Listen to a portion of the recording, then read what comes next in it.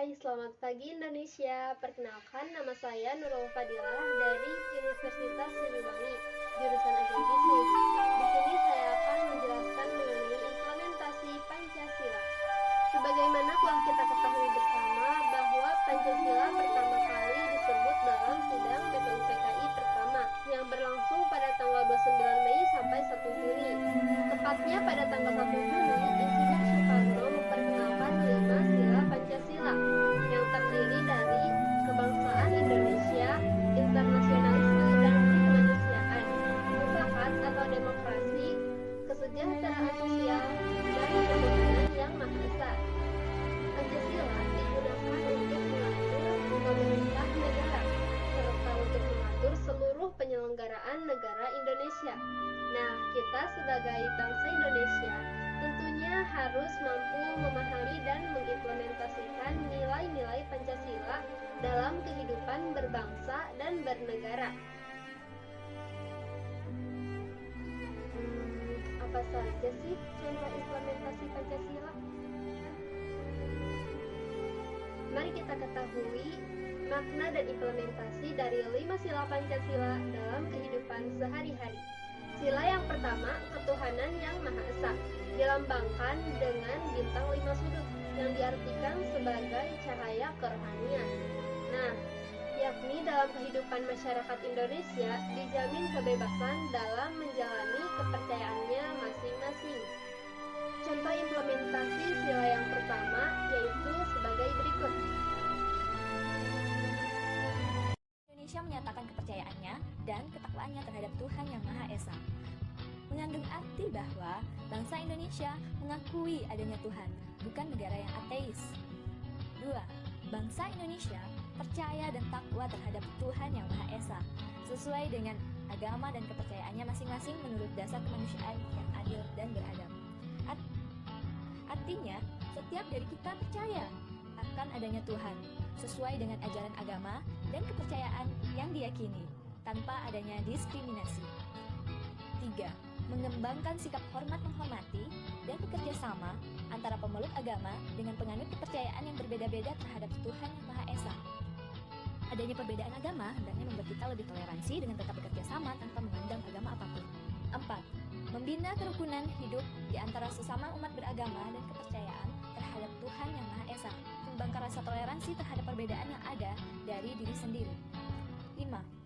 Agama dan kepercayaan terhadap Tuhan Yang Maha Esa adalah masalah yang menyangkut hubungan pribadi manusia dengan Tuhan Yang Maha Esa. Mereka sendirilah yang berhak memilih karena datangnya dari hati masing-masing. Kebebasan beragama yang diatur dalam pasal 29 Undang-Undang Dasar 1945. Berhenti saling menyakiti, mulailah saling menghargai. Berhenti saling merendahkan, mulailah menghormati perbedaan.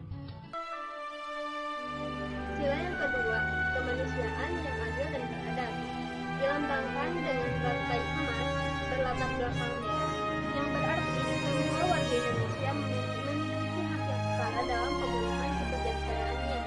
Contoh implementasi sila yang kedua adalah sebagai berikut. Nah, implementasi dari sila kedua yaitu yang pertama memanusiakan manusia. Artinya kita itu harus menunjukkan sikap rasa kemanusiaan antar sesama ya, seperti saling menghargai dan tanpa membeda-bedakan seseorang, juga tanpa menilai latar belakang. Karena Indonesia adalah negara kepulauan yang memiliki bermacam-macam baik suku, budaya, dan agama.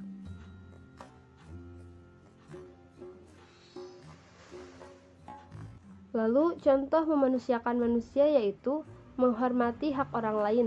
Setiap orang itu memiliki hak dan kewajibannya masing-masing, termasuk hak untuk berpendapat maupun hak untuk hidup. Selanjutnya yang kedua, bertindak adil.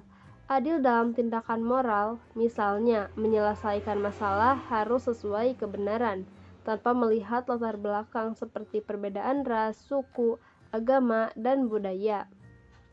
Selanjutnya yang ketiga, selalu bersikap sopan dan santun. Sikap sopan santun tidak hanya dilakukan kepada orang tua saja, tapi harus dilakukan ke semua orang, baik dikenal maupun tidak dikenal. Nah, implementasi yang kedua yakni menjaga kelestarian alam. Bunyi sila kedua bukan hanya bermakna adil dan beradab pada manusia, melainkan berlaku juga untuk lingkungan alam, baik itu tumbuhan maupun hewan.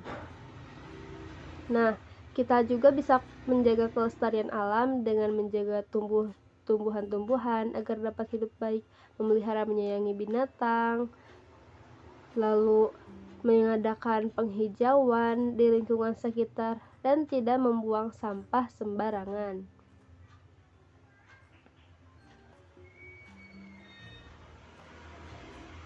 Selanjutnya mengenai implementasi yang terakhir dari sila kedua, yaitu menaati peraturan hukum. Nah, kita semua harus menaati peraturan hukum yang berlaku di Indonesia ini. Tidak ada perbedaan perlakuan dalam menetapkan nilai-nilai dan hukum yang berlaku. Sila yang ketiga, Persatuan Indonesia, yang dilambangkan dengan pohon beringin, yang diartikan sebagai tempat berteduh sekaligus bentuk persatuan masyarakat Indonesia yang sangat beragam. Contoh implementasi sila yang ketiga yaitu sebagai berikut.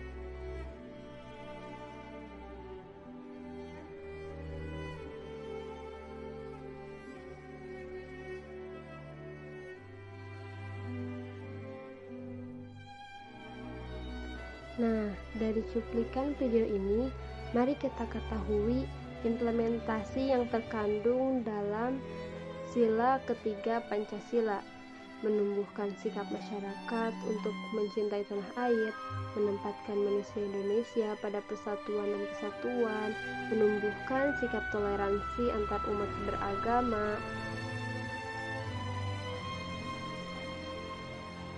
sikap kebersamaan dan menghargai antar masyarakat, cinta tanah air dan bangga sebagai bangsa yang bertanah air Indonesia.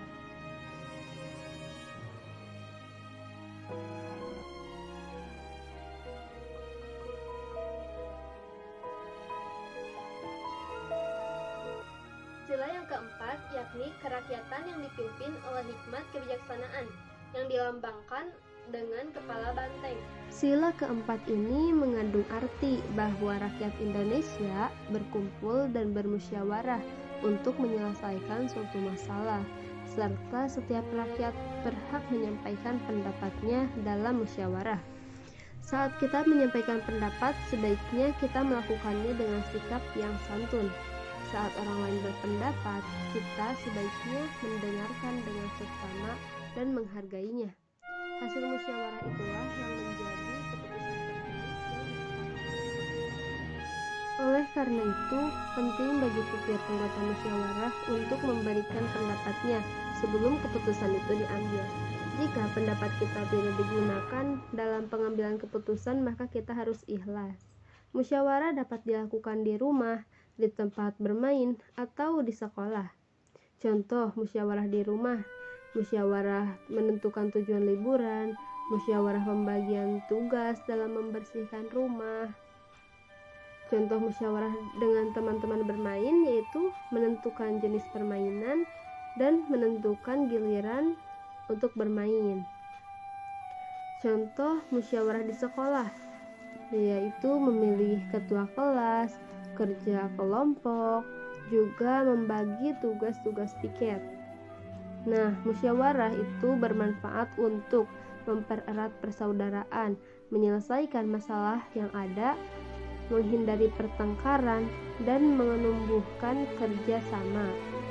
Dan yang terakhir, sila yang kelima, yaitu keadilan sosial bagi seluruh rakyat Indonesia, yang dilambangkan dengan padi dan kapas, yang berarti melambangkan kebutuhan dasar setiap manusia, yaitu sandang dan pangan. Terdapat beberapa pengamalan sila kelima Pancasila adalah sebagai berikut. Yang pertama, bersikap adil. Yang kedua, menjaga keseimbangan hak dan kewajiban, menghormati hak-hak orang lain, suka memberi pertolongan kepada orang lain, tidak bersifat boros dan bergaya hidup mewah, tidak melakukan perbuatan yang merugikan kepentingan umum, lalu menghargai hasil karya orang lain. Penerapan sila kelima dalam kehidupan sehari-hari yaitu membantu korban bencana alam, lalu menyisihkan uang untuk ditabungkan, dan tidak mengendarai sepeda motor di trotoar karena dapat mengganggu para pejalan kaki. Nah, setelah kita ketahui isi dan nilai-nilai Pancasila dengan contoh implementasinya, mari kita aplikasikan dalam kehidupan sehari-hari demi menjaga lingkungan yang harmoni. Bersatu kita teguh bercerai dalam Tuhan. Saya Nurul Fadilah.